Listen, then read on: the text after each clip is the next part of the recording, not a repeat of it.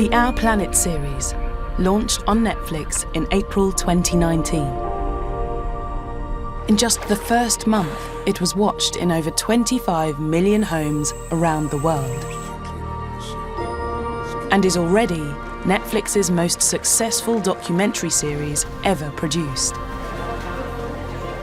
It was the first series of its kind to carry an important conservation message at its heart. It set out to showcase the wonder and variety of life on Earth and reveal why this biodiversity is so important to the health of the planet. The Our Planet team are carrying this message beyond the series. Right now, we are in the midst of the Earth's 6th mass extinction. One every bit as profound and far-reaching as that which wiped out the dinosaurs. This is a story that everyone needs to know. Fundamentally, biodiversity is the key to the future of humanity. Most people understand that a changing climate is a threat to our future survival. But few know that the loss of our biodiversity is just as grave a threat. There'll be no jobs on a dead planet. For too long, we have overseen the destruction of the wild animals and wild spaces on our planet. And we are now beginning to feel their loss. But we must not give up hope, for there is a path, and it's a clear one. We can create a much better world, but it won't happen by default. It won't happen automatically. This film will reveal just why our biodiversity is so important and the role business can play in saving our planet. The business sector has no option but to be a force for change.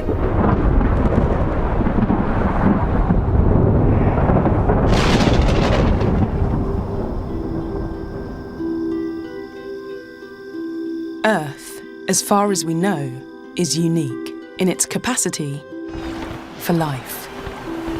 Millions of species, billions of individuals. Each with their own characteristics, leading their own lives. But lives that are connected intimately to the lives of others around them. This is the Earth's great biodiversity. It is a wonder to behold, and yet so easy to take for granted. Our planet has not always been like this. Before life, Earth was a wasteland.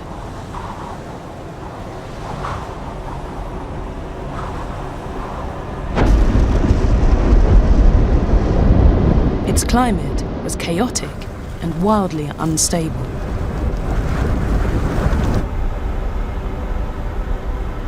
Its atmosphere, a turbulent mix of noxious gases.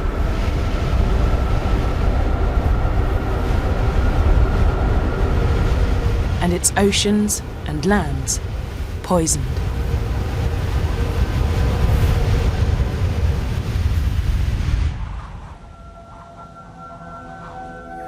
It was the evolution of life that changed all that.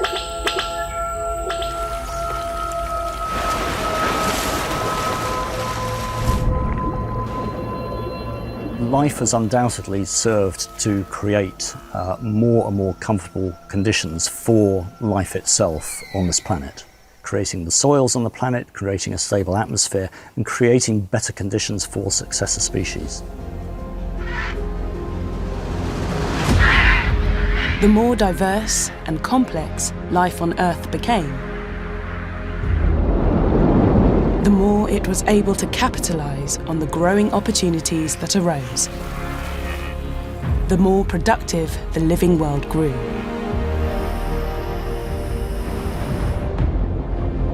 There's been this remarkable development through to an amazing diversity, millions of different species, all of which are dependent in some way upon each other. And now our planet is alive. It operates just like a living, breathing organism. Its habitats, made up of countless different species, work like its organs, each with a different role to play in keeping the planet healthy. Our planet's poles act like an air conditioning system, reflecting sunlight away from the planet to keep it cool. The sea ice works like a soil, harbouring algae, which underpin the hugely productive food chains in the cold oceans. Freshwater systems transport life-giving water and nutrients throughout the landscape, crisscrossing its surface like the arteries and veins in a body. Immense forests straddling the globe, and trillions of microscopic floating plants in the surface of our oceans maintain the atmosphere by locking away carbon and releasing oxygen.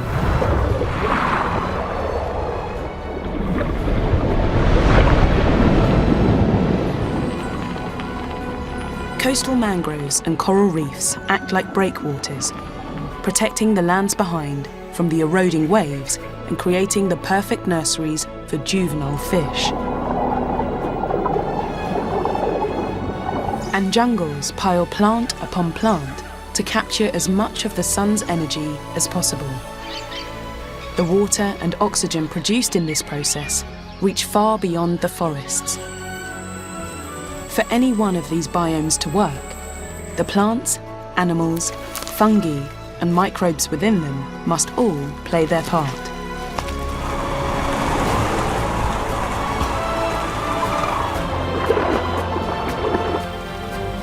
Only as an ensemble can the living world work its magic.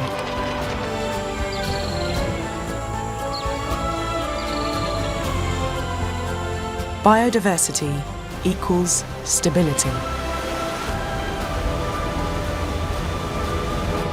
And no species on Earth has benefited more from this fact than us humans.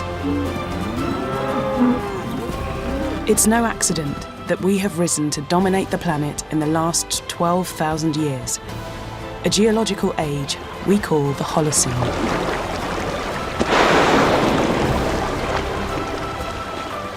And can you imagine, the average mean temperature on Earth fluctuates during this whole period, since the last ice age until today, plus minus 1 degree Celsius. Plus minus 1 degree Celsius. I call it the Garden of Eden for humanity. The Holocene was the most stable period of time that we know of, a period of calm that gave birth to our modern civilization. And you know, it's this stability that gives us all the seasons.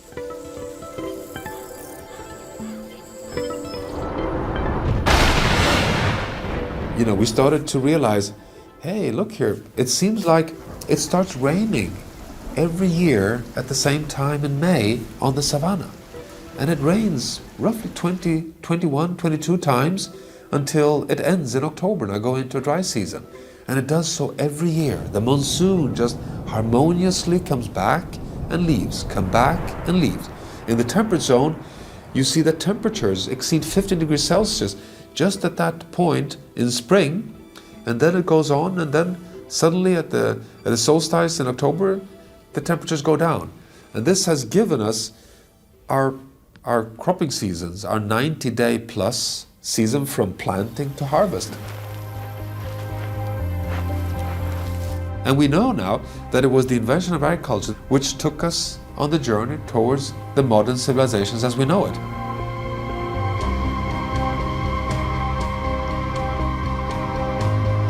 Blessed with this moment in time, we developed with incredible speed. We set down roots. Our populations began to rise. Discovering fossil fuels, we mechanized our societies. By 1955, we're 3 billion co-citizens on Earth. We have so far not had any impacts at the planetary scale. We're still the small world on a big planet. But that is the moment. 10 years after the Second World War, there is technology, there is reasonable peace, there is trust, and that's when we enter the Great Acceleration. The Great Acceleration, which continues to this day, has been a period of unprecedented change. We have achieved a great many things during this time. Technology driving advances throughout the globe. Our world becoming connected as never before. And, above all else, business has boomed. No other period of time has seen such productivity and growth. As many people became richer, GDPs rose, diets changed, we ate more meat, farming techniques intensified, and fishing fleets got bigger and more efficient to match our demand. Life expectancy and quality of life for many around the world improved dramatically. In the last 50 years, the number of people on Earth has more than doubled. Each new citizen, a new customer, keen to experience the benefits of the Great Acceleration.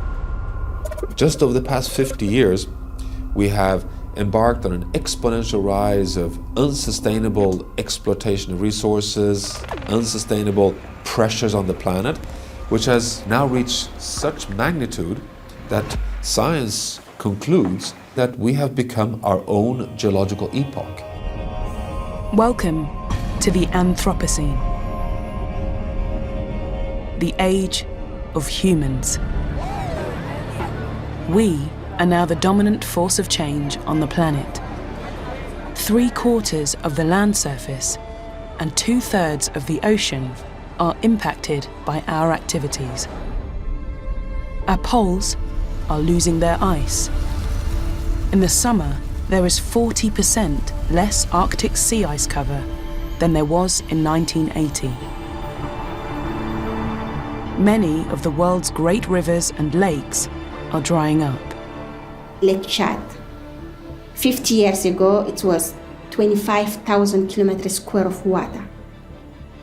And now, 90% of the water just evaporated. Around the lake, you have more than 40 million people living. Everyone wants to access to the shrinking resources.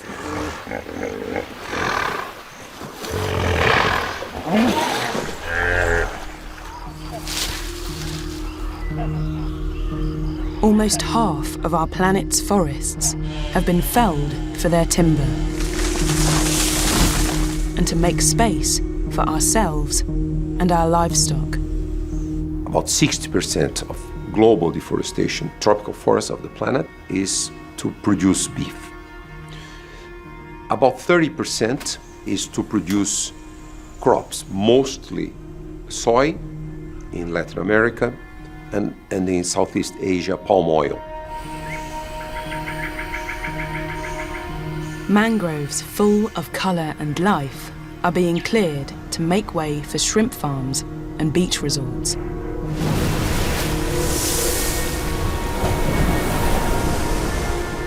And at sea, our extensive overfishing is leading to the collapse of key fish stocks.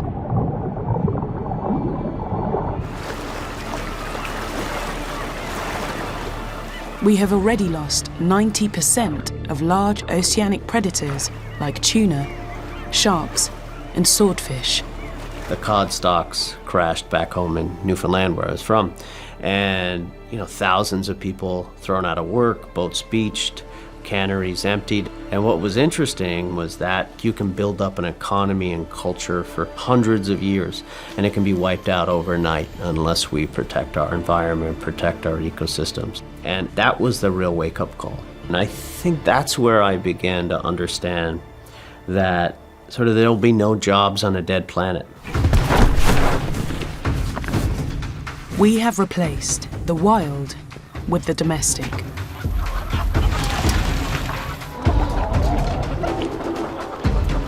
We and the animals we raise to eat make up 96% of the weight of mammals on Earth. Just 4% is made up of wildlife. Half of the fertile land on the planet is now farmland. Our takeover of the natural world has been so successful that in the last 50 years, populations of wild animals have declined on average by 60%. This global loss of nature is already making the planet less stable.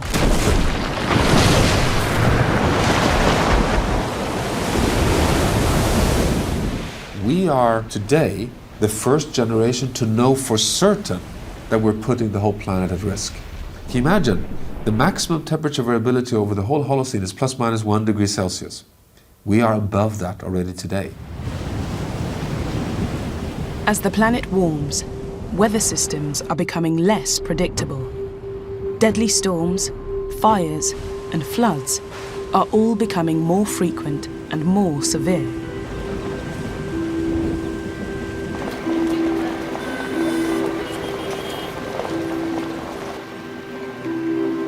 Over 90% of people on the planet breathe dangerously polluted air.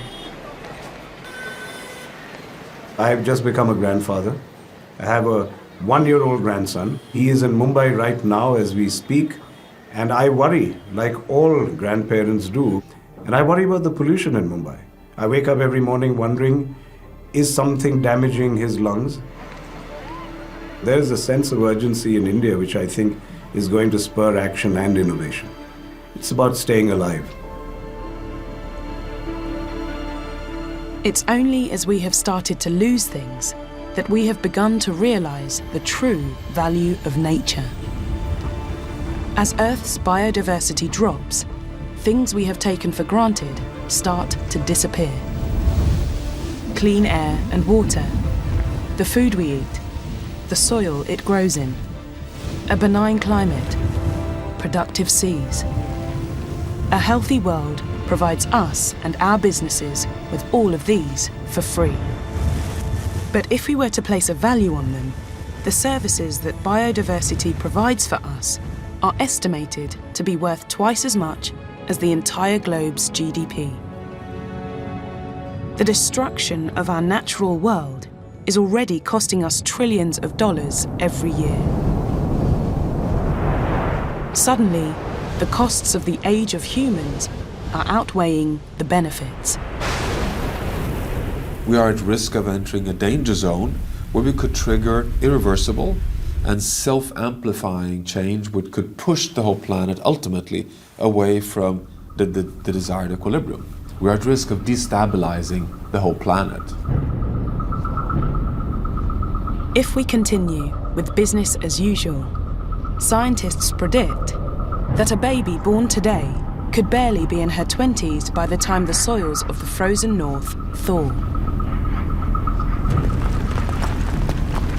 releasing their locked methane, and any chance of controlling the climate is lost. She could be in her 30s when the last of the coral reefs collapse as a result of ocean acidification and warming.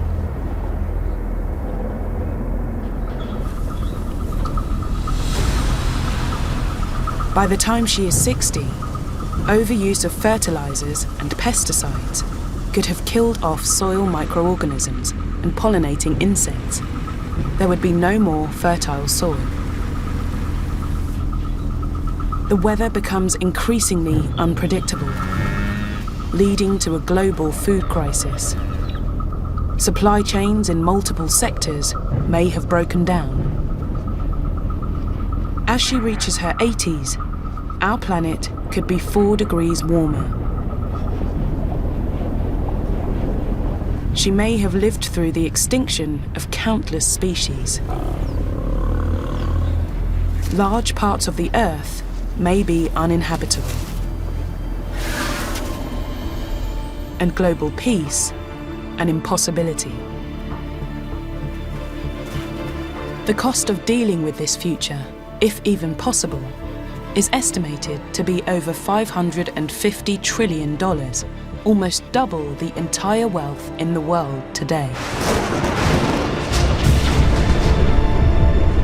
Our current trajectory leads to a catastrophic future. But it doesn't have to be that way. The Anthropocene has both a negative and a positive side, thanks to the fact that we are now so clever and so dominant, and we can use our own intelligence and our technologies to become positive Anthropocene engineers and Anthropocene stewards. So it's up to us. We are the ones now in the driving seat determining the future for the whole planet. We have to understand the moment as a fundamental fork in the road in human history, in which we must make an active and thoughtful choice. While our past has been written, our future is yet to be determined and is in our hands. This is not about saving our planet. This is about saving ourselves.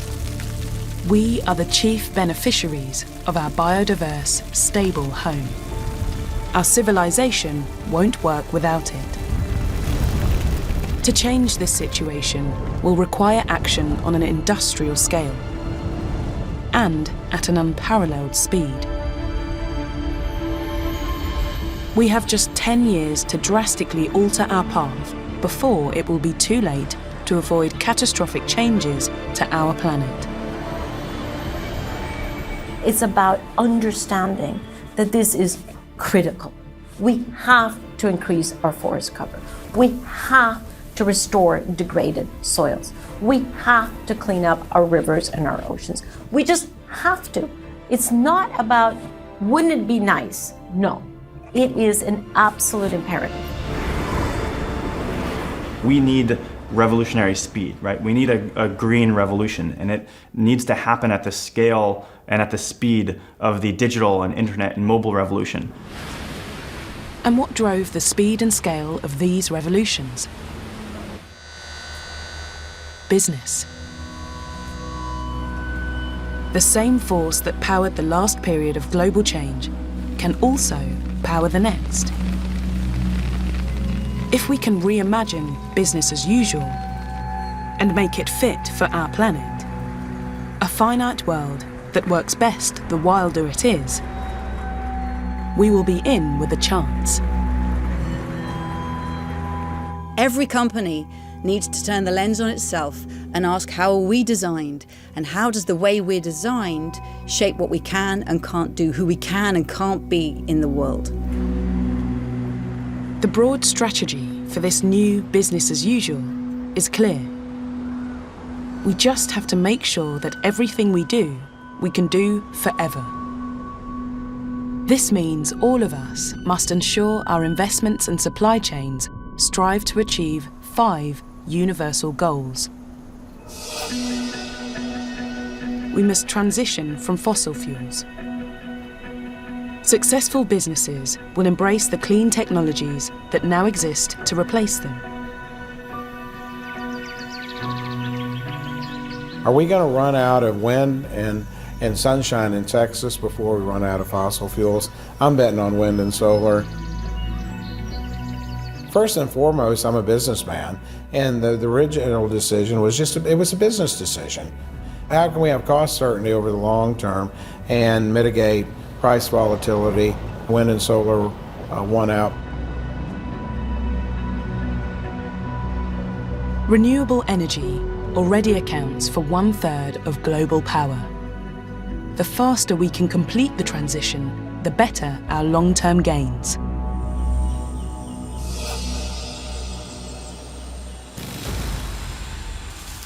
The living world is faltering, partly because we're taking up too much space. Sustainable businesses will help us reduce our impact on land as much as possible.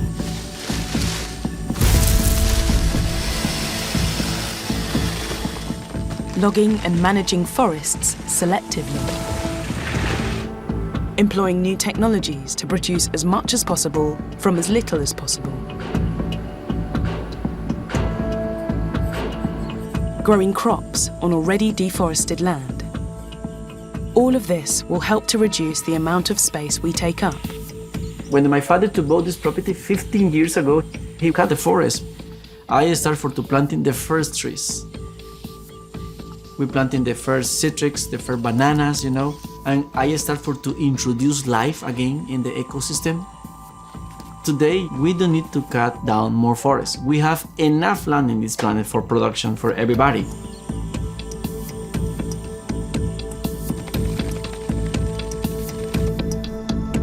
And it is business that will invent brand new sectors to bring about the most unexpected solutions.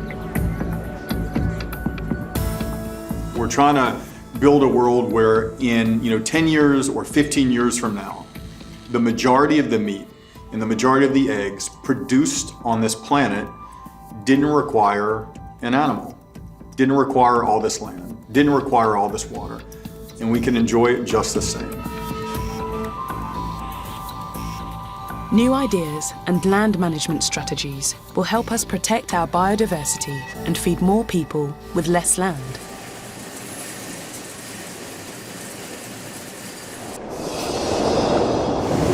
The health of the ocean is critical to the way our planet operates. Future businesses will respect it as a resource that belongs to all of us, only taking what it can naturally replace. When you set aside 1/3 of the reef, you are opening up 2/3 of the reef for fishing, but 1/3 is being protected. That will actually sustain the population of the marine life that you're fishing in the open 2/3 area. We want to do our share of providing food for the rest of the world, but we have to do it in a sustainable manner. Technological advancements will help businesses prove the sustainability of their supply chains, giving consumers more power to choose sustainably sourced products.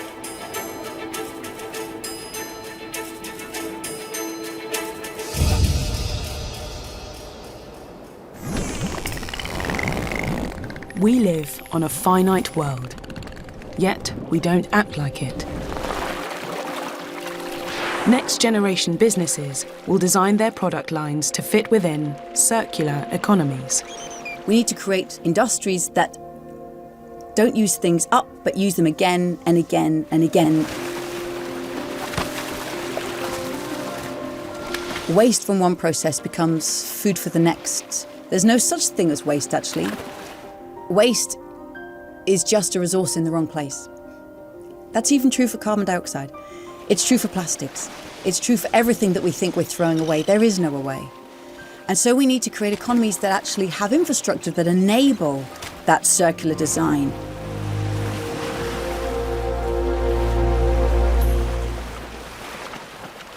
All businesses will seek out their place within the cycle. I have seen amazing number of companies really innovating at the top of their game, actually looking at their products and solutions and say, okay, instead of taking virgin resources, can we look at waste materials? Can we turn trash into treasure? Can we innovate and offer sharing business models in which we reward consumers for being more eco-friendly, or we enable communities to make money from their trash? And I think this is a revolution that's happening, and I'm very excited to be seeing it. Even the most complex global business communities will work to eliminate waste.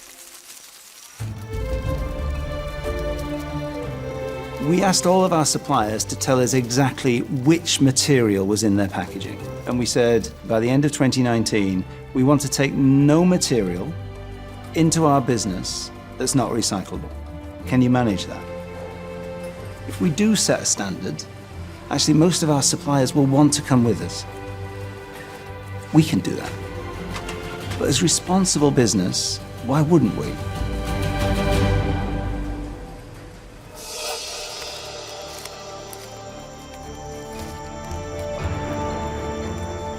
The most damaging element of today's society is its quest for perpetual growth. We've got an economic system that expects, demands, and depends upon growing forever. How does that reconcile itself with a thriving planet?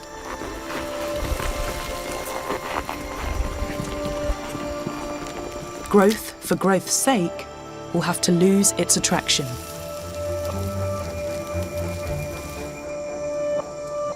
We cannot think of economic success if we're deteriorating the environment. And I think that has to be in the essence of each person that want to lead a country, that want to lead a company.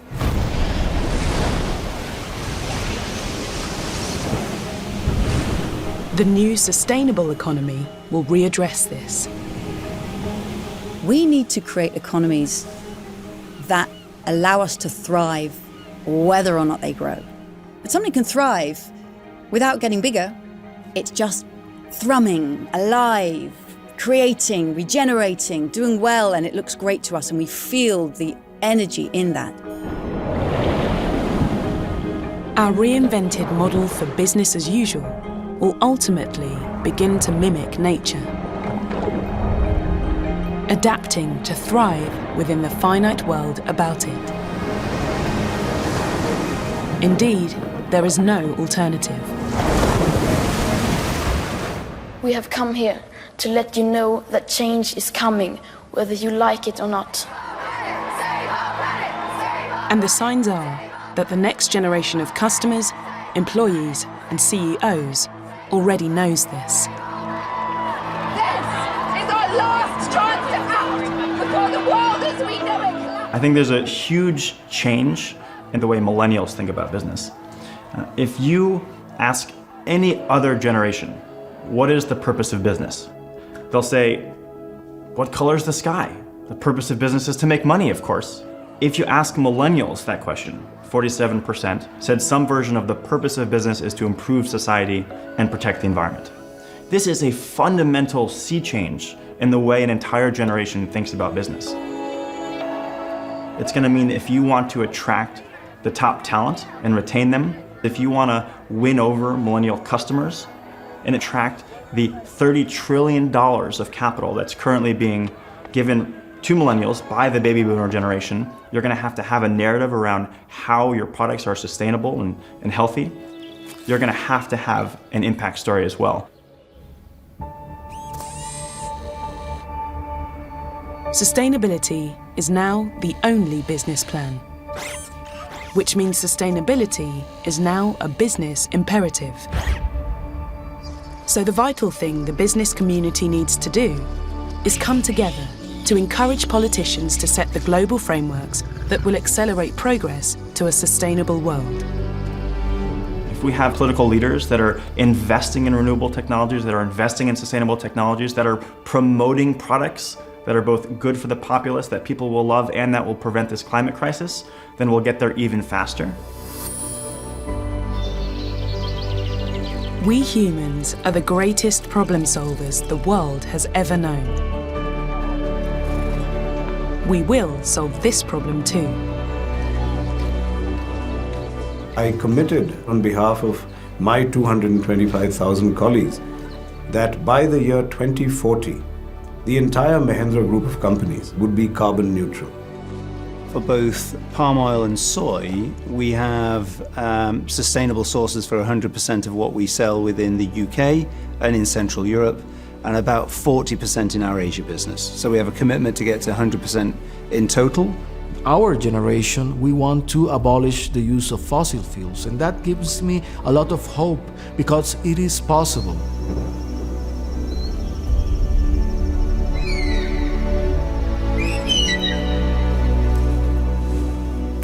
Companies that embrace the transition can prosper and even gain advantage. I think that in the future, when we look back, there will be two types of companies. Companies that got it and companies that didn't get it. I know which segment I'd like to belong to. I'm hoping that we're going to be out in front cleaning up, and a lot of the opportunities that come before other people recognize this very simple truth. The only viable future is one in which business innovates to demand less of our world. In that future, the wild will recover. And as it does so, bring back the stability and productivity that we rely on.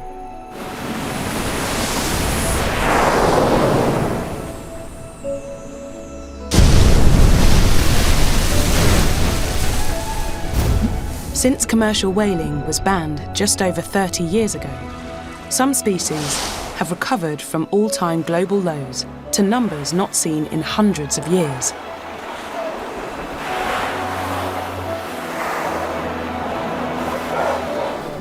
Some areas of ocean protected from fishing have seen fish biomass increase by over 400% in just a few years. Wherever we leave space, forests, wetlands, grasslands, and mangroves will regenerate. Now we have shown that it's possible to reverse deforestation.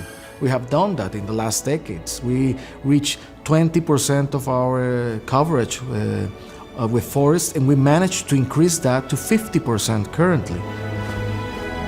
As they grow back, the wild plants will lock away carbon again, helping us fight against a changing climate. The animal pollinators and seed dispersers will return. The sea ice could start to build at the poles once more. The weather we rely on for our supply chains could fall back into regular rhythms. Our planet can rewild, and as it does so, become more biodiverse and more stable, which is exactly what we humans need to thrive.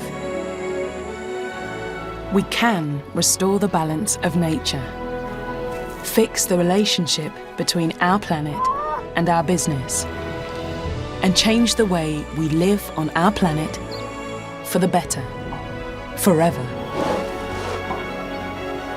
Nature once determined how we survive.